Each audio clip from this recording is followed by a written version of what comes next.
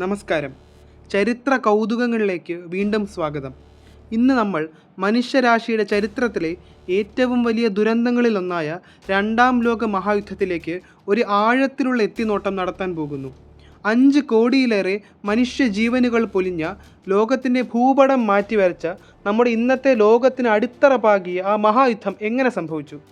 അതിൻ്റെ പ്രധാന ഘട്ടങ്ങൾ എന്തെല്ലാം? ആരൊക്കെയായിരുന്നു അതിലെ നായകരും വില്ലന്മാരും? ജപ്പാൻ എന്തിനാണ് പേൾ ഹാർബർ ആക്രമിച്ചത്? സോവിയറ്റ് യൂണിയൻ്റെ ത്യാഗം എന്തായിരുന്നു? PSC, UPSC ഉദ്യോഗാർത്ഥികൾക്കും ചരിത്ര വിദ്യാർത്ഥികൾക്കും താല്പര്യമുള്ളവർക്കും ഇല്ലാത്തവർക്കും ഒരേപോലെ ഉപകാരപ്രദമായ, എന്നാൽ ചരിത്രത്തെ വെറുക്കുന്നവരെ പോലും ആകർഷിക്കുന്ന ഈ ദ്രുത വിവരണം മിനിറ്റുകൾക്കുള്ളിൽ നമുക്കൊന്ന് കണ്ടു നോക്കാം. രണ്ടാം ലോക മഹായുദ്ധം പെട്ടെന്നുണ്ടായ ഒന്നല്ല, മറിച്ച് പല കാരണങ്ങളുടെ പരിണിത ഫലമായിരുന്നു.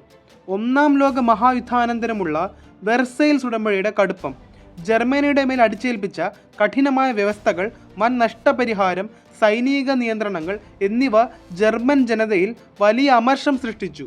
മഹാസാമ്പത്തിക മാന്ദ്യം, ദി ഗ്രേറ്റ് ഡിപ്രഷൻ, 1930കളിലെ ആഗോള സാമ്പത്തിക മാന്ദ്യം ലോകമെമ്പാടും തൊഴിലില്ലായ്മയും ദാരിദ്ര്യവും വർദ്ധിപ്പിച്ചു. ഈ പ്രതിസന്ധി മുതലെടുത്താണ് ജർമ്മനിയിൽ ഹിറ്റ്ലറെയും ഇറ്റലിയിൽ മുസോളിനിയെയും പോലുള്ള ഏകാധിപതികൾ അധികാരത്തിൽ വന്നത്. അവർ ജനങ്ങൾക്ക് വ്യാജ പ്രതീക്ഷകൾ നൽകി. ജർമ്മനിയിൽ ഹിറ്റ്ലറുടെയും നാസി പാർട്ടിയുടെയും ആവിർഭാവം, ലെബൻസ്റൗം അഥവാ ജീവിത ഇടം എന്ന പേരിൽ ജർമ്മൻ സാമ്രാജ്യം വികസിപ്പിക്കുക, തീവ്ര ജൂതവിരോധം പ്രചരിപ്പിക്കുക എന്നിവയായിരുന്നു അദ്ദേഹത്തിൻ്റെ പ്രധാന ലക്ഷ്യങ്ങൾ. ഇറ്റലിയിൽ മുസോളിനിയുടെ ഫാസിസം, ബെനീറ്റോ മുസോളിനിയുടെ നേതൃത്വത്തിൽ ഇറ്റലിയിൽ ഫാസിസം ശക്തിപ്പെട്ടു. ജപ്പാനിൽ സൈനിക ഭരണകൂടം പിടിമുറുക്കി സാമ്രാജ്യത്വ വികസനം ലക്ഷ്യമിട്ട് ചൈനയിലെ മഞ്ചൂറിയ പിടിച്ചെടുത്തു. ലീഗ് ഓഫ് നേഷൻസിന്റെ പരാജയം, ലോക സമാധാനം ലക്ഷ്യമിട്ട് രൂപീകരിച്ച ലീഗ് ഓഫ് നേഷൻസ് ഈ രാജ്യങ്ങളുടെ ആക്രമോത്സുകമായ നയങ്ങൾക്ക് മുന്നിൽ ഫലപ്രദമായി ഇടപെടുന്നതിൽ പരാജയപ്പെട്ടു. ഈ പിരിമുറുക്കങ്ങൾക്കിടയിൽ ചില മുതലാളിത്ത ശക്തികളുടെ പ്രീണന നയങ്ങളും അപ്പീസ്മെന്റ് പോളിസീസ് ഹിറ്റ്ലറുടെ വളർച്ചയ്ക്ക് വഴിയൊരുക്കി. ഒടുവിൽ 1939 സെപ്റ്റംബർ 1 ജർമ്മനി പോളണ്ടിനെ ആക്രമിച്ചു. ഇതോടെ ബ്രിട്ടനും ഫ്രാൻസും ജർമ്മനിക്കെതിരെ യുദ്ധം പ്രഖ്യാപിച്ചു. അങ്ങനെ രണ്ടാം ലോക മഹായുദ്ധം ആരംഭിച്ചു. യുദ്ധത്തിൽ പ്രധാനമായും 2 ചേരികളുണ്ടായിരുന്നു. അച്ചുതണ്ട് ശക്തികൾ, axis powers, Germany Hitler, Italy Mussolini, Japan Hirohito ചക്രവർത്തിയും സൈനിക നേതൃത്വവും. ഇവർക്ക് പുറമെ ഹംഗറി, റൊമാനിയ, ബൾഗേറിയ തുടങ്ങിയ രാജ്യങ്ങളും അച്ചുതണ്ട് ശക്തികൾക്കൊപ്പം നിന്നു. സഖ്യകക്ഷികൾ, ആലൈഡ് പവേഴ്സ്, ബ്രിട്ടൻ ചർച്ചിൽ, ഫ്രാൻസ് ഡീഗോൾ. 1941 ജർമ്മൻ ആക്രമണത്തിന് ശേഷം സ്റ്റാലിൻ്റെ നേതൃത്വത്തിലുള്ള സോവിയറ്റ് യൂണിയൻ, 1941 പേൾ ഹാർബർ ആക്രമണത്തിന് ശേഷം ആദ്യം റൂസ്വെൽറ്റിൻ്റെയും പിന്നീട് ട്രൂമാൻ്റെയും നേതൃത്വത്തിലുള്ള അമേരിക്ക. ഈ സഖ്യകക്ഷികളുടെ വിജയത്തിൽ ഇന്ത്യ, ആഫ്രിക്കൻ രാജ്യങ്ങൾ തുടങ്ങിയ കോളനികളിൽ നിന്നുള്ള ലക്ഷക്കണക്കിന് സൈനികരുടെയും തൊഴിലാളികളുടെയും പങ്ക് നിർണായകമായിരുന്നു. അവരുടെ ത്യാഗം ഈ യുദ്ധത്തിൻ്റെ ആഗോള സ്വഭാവം അടിവരയിടുന്നു. കാനഡ, ഓസ്ട്രേലിയ, ന്യൂസിലാൻഡ്, ചൈന തുടങ്ങിയ ഒട്ടനവധി രാജ്യങ്ങളും സഖ്യകക്ഷികൾക്കൊപ്പം പോരാടി. ഈ ചേരിതിരിവ് ലോകമെമ്പാടുമുള്ള യുദ്ധമുന്നണികളെ സങ്കീർണമാക്കി. സിനിമ, റേഡിയോ, പോസ്റ്ററുകൾ എന്നിവയിലൂടെ പൊതുജനാഭിപ്രായം രൂപപ്പെടുത്താൻ ഉപയോഗിക്കപ്പെട്ടു. യുദ്ധം യൂറോപ്പിൽ മാത്രമല്ല, ആഫ്രിക്കയിലും ഏഷ്യയിലും പസഫിക്കിലുമെല്ലാം അതിഭീകരമായി വ്യാപിച്ചു. ബ്ലിറ്റ്സ് ക്രീഗ്, മിന്നലാക്രമണ തന്ത്രം ഉപയോഗിച്ച് Germany, Poland, Norway, Denmark, Belgium, Netherland, France എന്നിവ അതിവേഗം കീഴടങ്ങി. ഫ്രാൻസിൻ്റെ കീഴടങ്ങൽ ലോകത്തെ ഞെട്ടിച്ചു. ബ്രിട്ടനെ കീഴടക്കാനുള്ള ജർമ്മനിയുടെ വ്യോമാക്രമണം, റോയൽ എൻഫോഴ്സ്മെൻറ്റിൻ്റെ ധീരമായ പ്രതിരോധം ജർമ്മൻ മുന്നേറ്റം തടഞ്ഞു. ഓപ്പറേഷൻ ബാർബറോസ, ഹിറ്റ്ലർ സോവിയറ്റ് യൂണിയനെ ആക്രമിക്കാൻ തീരുമാനിച്ചു. കിഴക്കൻ മുന്നണിയിലെ ഈ യുദ്ധം അതിഭീകരമായിരുന്നു. ലക്ഷക്കണക്കിന് സൈനികർ കൊല്ലപ്പെട്ടു. പേൾ ഹാർബർ ആക്രമണം, ജപ്പാൻ അമേരിക്കൻ നാവിക താവളമായ പേൾ ഹാർബറിനെ അപ്രതീക്ഷിതമായി ആക്രമിച്ചു. ഇത് അമേരിക്കയെ യുദ്ധത്തിലേക്ക് വലിച്ചിഴച്ചു. തുടർന്ന് ജപ്പാൻ, സിംഗപ്പൂർ, ഫിലിപ്പീൻസ്, ഹോങ്കോങ് തുടങ്ങിയ തന്ത്രപ്രധാനമായ പ്രദേശങ്ങൾ അതിവേഗം പിടിച്ചെടുത്തു. ബാറ്റിൽ ഓഫ് മിഡ്വേ, പസഫിക്കിൽ അമേരിക്കയും ജപ്പാനും തമ്മിൽ നടന്ന നിർണായകമായ വ്യോമ നാവിക യുദ്ധം. ജപ്പാന്റെ തിരിച്ചടി നേരിടുകയും യുദ്ധത്തിൻ്റെ ഗതി അമേരിക്കയ്ക്ക് അനുകൂലമാവുകയും ചെയ്തു. സ്റ്റാലിൻഗ്രാഡ് യുദ്ധം, സോവിയറ്റ് യൂണിയൻ ജർമ്മൻ മുന്നേറ്റം തടഞ്ഞുകൊണ്ട് നിർണായകമായ വിജയം നേടി.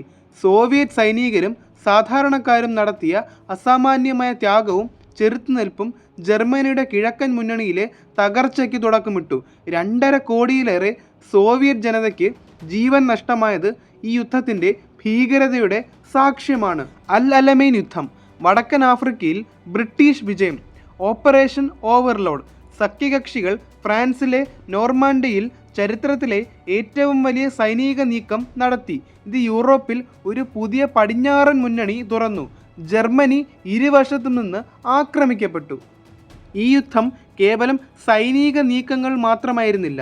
മനുഷ്യ ചരിത്രത്തിലെ ഏറ്റവും വലിയ ക്രൂരതകൾക്കും ദുരന്തങ്ങൾക്കും അത് സാക്ഷ്യം വഹിച്ചു.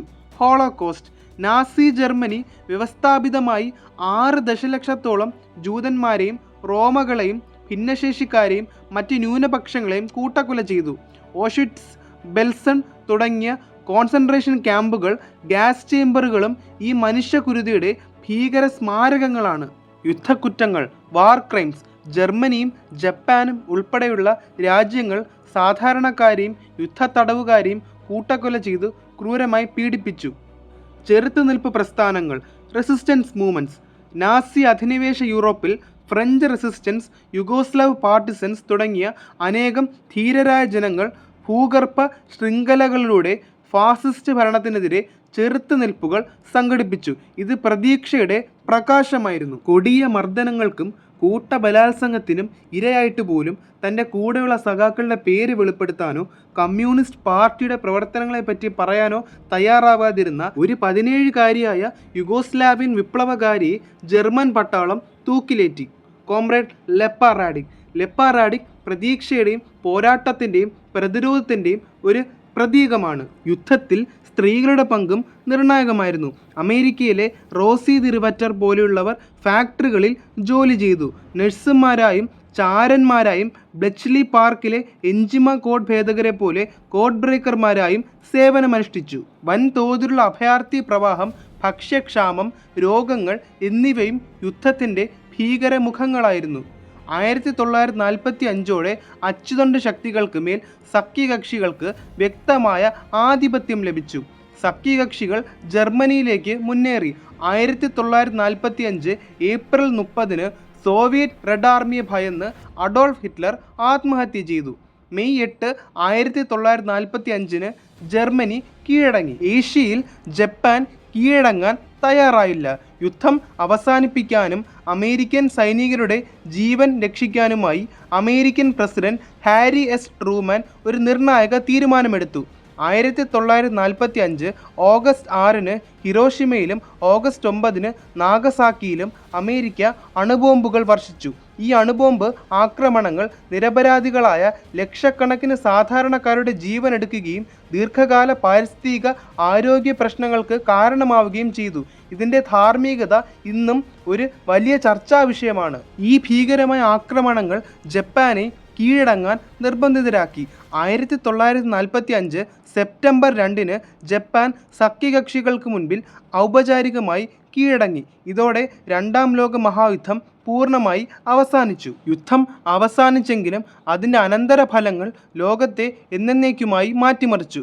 മരണസംഖ്യ 70 ദശലക്ഷത്തിലധികം ആളുകൾ മരിച്ചുവെന്ന് കണക്കാക്കപ്പെടുന്നു. Nuremberg trials. യുദ്ധാനന്തരം നാസി യുദ്ധകുറ്റവാളികൾക്കെതിരെ ന്യൂറംബർഗിൽ നടന്ന വിചാരണകൾ അന്താരാഷ്ട്ര നിയമത്തിൻ്റെയും നീതിയുടെയും പുതിയ മാനദണ്ഡങ്ങൾ സ്ഥാപിച്ചു. UN രൂപീകരണം. ലോകസമാധാനം നിലനിർത്താനും ഭാവിയിൽ ഇത്തരം യുദ്ധങ്ങൾ ഒഴിവാക്കാനുമായി 1945 ഐക്യരാഷ്ട്രസഭ നിലവിൽ വന്നു. ശീതയുദ്ധം, കോൾഡ് വാർ. രണ്ടാം ലോക മഹായുദ്ധത്തിന് ശേഷം അമേരിക്കയും സോവിയറ്റ് യൂണിയനും ലോകശക്തികളായി മാറി. അവരുടെ പ്രത്യയശാസ്ത്രപരമായ ഭിന്നതകൾ ലോകത്തെ 2 ചേരികളായി തിരിച്ച് ഒരു ശീതയുദ്ധത്തിന് തുടക്കമിട്ടു. കോളനിവൽക്കരണം അവസാനിക്കുന്നു. ഈ യുദ്ധം യൂറോപ്യൻ സാമ്രാജ്യങ്ങളുടെ തകർച്ചയ്ക്ക് വഴിയൊരുക്കി. സാമ്രാജ്യത്വത്തിൻ്റെ കാപട്യങ്ങൾ വെളിപ്പെട്ടതോടെ ഇന്ത്യ ഉൾപ്പെടെയുള്ള നിരവധി രാജ്യങ്ങൾക്ക് സ്വാതന്ത്ര്യം ലഭിച്ചു. ഇസ്രായേലിൻ്റെ രൂപീകരണം. ഹോളോകാസ്റ്റിൻ്റെ ഭീതിയെ തുടർന്ന് സയനിസ്റ്റ് പ്രസ്ഥാനത്തിന് ലഭിച്ച പിന്തുണ 1948 ഇസ്രായേൽ രാഷ്ട്രം പാലസ്തീൻ വിഭജിച്ച് രൂപീകരിക്കുന്നതിൽ നിർണായകമായി. സാങ്കേതിക വിദ്യയുടെ വളർച്ച. യുദ്ധാവശ്യങ്ങൾക്കായി വികസിപ്പിച്ചെടുത്ത എൻജിമ കോഡ് ഭേദിക്കാൻ സഹായിച്ച കമ്പ്യൂട്ടറുകൾ, റഡാർ, ജെറ്റ് എഞ്ചിനുകൾ, പെൻസിലിൻ പോലുള്ള വൈദ്യശാസ്ത്ര മുന്നേറ്റങ്ങൾ എന്നിവയെല്ലാം പിന്നീട് സാധാരണ ജീവിതത്തിലും വിപ്ലവം സൃഷ്ടിച്ചു. രണ്ടാം ലോക മഹായുദ്ധം വെറും ചരിത്രത്തിലെ ഒരു ഏടല്ല, മനുഷ്യൻ്റെ ദുരന്തം, പ്രതിരോധം, അതിജീവനം, കൂടാതെ അധികാരത്തോടുള്ള അടങ്ങാത്ത ആർത്തി എന്നിവയുടെ എല്ലാം ഓർമ്മപ്പെടുത്തലാണ്. ഇനി ഒരിക്കലും അങ്ങനെ ഒരു യുദ്ധം ആവർത്തിക്കരുതെന്ന് അത് നമ്മെ പഠിപ്പിക്കുന്നു. നിങ്ങളുടെ കാഴ്ചപ്പാടുകൾ താഴെ കമൻറ്റ് ബോക്സിൽ രേഖപ്പെടുത്തുക. കൂടുതൽ ചരിത്ര കൗതുകങ്ങളുമായി അടുത്ത വീഡിയോയിൽ കാണാം. ഒന്നിക്കാം.